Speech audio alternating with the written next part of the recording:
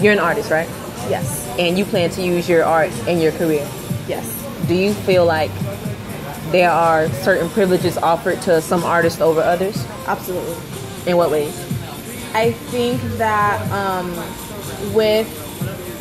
I think it all has to do with stereotypes and lifestyle, you know, like the same way that you could be going to a bank and you see a man with a completely buttoned up shirt and long sleeves, but he could be filled with tattoos underneath, and you don't know that he like secretly collects motorcycles and he has that very maybe bad boy image. Okay. Like with artists, I think they have this image of, you know, this like laziness and like nonchalant, they don't want to do things. But there are plenty of professionals, there are plenty of people out in the world who produce art, but you just wouldn't ever know it because you can't see past the stereotype of what you think an artist is. So because of that, I think that a lot of artists don't get employed if they like are open with the fact that they are artists. Do you feel like, I feel like certain groups of people are, because they have more resources, can easily attain the status that an artist like ourselves would want to reach, like pertaining to fame and careers. So like singers versus poets? Not even that, but I'm saying like, for example, like the Kardashians. Okay. What are they talented for? But they are iconic in America. Like I'm going more so along those lines. And I'm saying like it makes us like the true artists, like the truly iconic and different people. Wait, it's not keep it on you because you're like in the middle of the air. So like okay. There. Okay. I feel like it makes our job harder because now we have to outshine you. Yes. While they're already ignoring us because we don't look like you, we don't have your resources. Okay. So, how do you feel about that? I think that, well, as difficult as it may seem, I think we have to find a way to make new avenues for ourselves. Okay. Like, you know, like, yes, they have those resources, but those resources will maybe bring you down a certain path and, like, do it the way they did. And I think that maybe, like, for example, like, before SoundCloud, like, what was the avenue that artists had to put out their music, and now there's so many artists getting discovered on SoundCloud. Excuse me, it's up to that tech person who also happens to write short stories to come up with an app where, you know, poets can, you know, become famous, like musically. All people do on that is dance to already made songs and like freeze frames, you know.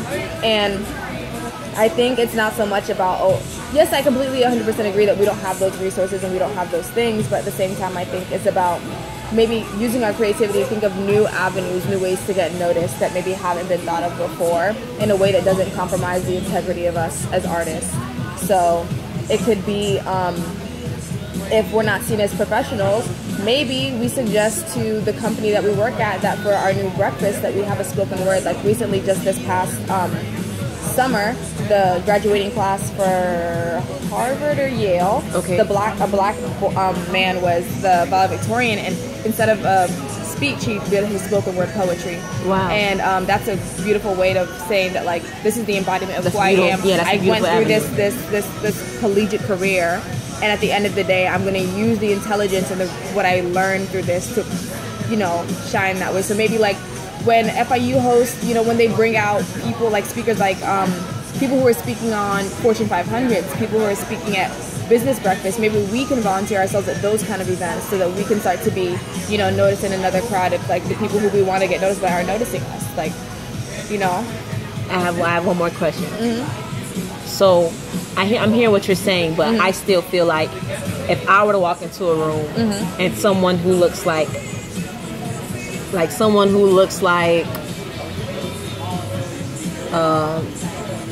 you mean more artsy or no, like me. I'm a regular person. I have on the cap. If I were to walk into a room just like this, in a cap, a shirt, and some jeans, and somebody like trying to think of somebody else who's so pronoun and doesn't have any real credibility, like Kylie Jenner, I still feel like they choose her over me just because of as an artist. How so? As an artist. Not even, as an artist, or even as a social media platform. As a social media, okay. I think those are two different things because I think it's like, how do I put this? We're in a day and age of familiarity, and that's what I mean. Yeah, like I don't mean like you don't look familiar, you don't look welcoming as like someone like Kylie who like is what exactly. I'm not the people's choice. Okay, but she's the people's choice. Okay. So what I'm saying is, you don't think that? How do you being an artist? How do you feel about that?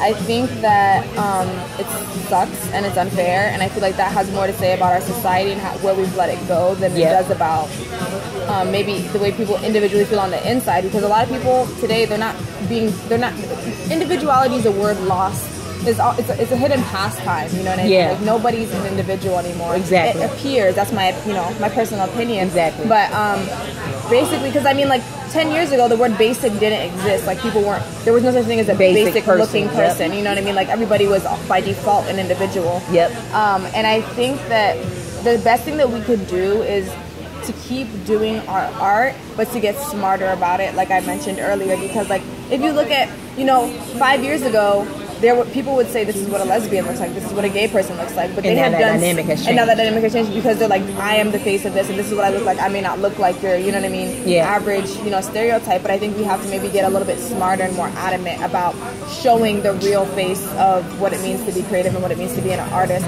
but get smarter about it. Like, let's not try to compete, because like the LGBT community wasn't trying to compete with when black people were like, we have so many shades, you know what I mean? There isn't just light skin and dark skin, and there isn't just male and female. They weren't trying to compete with anybody when they did that. They were just trying to bring awareness to who they were. So I think that's the biggest thing that we can do, is make an honest effort to bring awareness to ourselves, because at the end of the day, I think more than anything, people still will pick something that's genuine over something that's fake. Okay.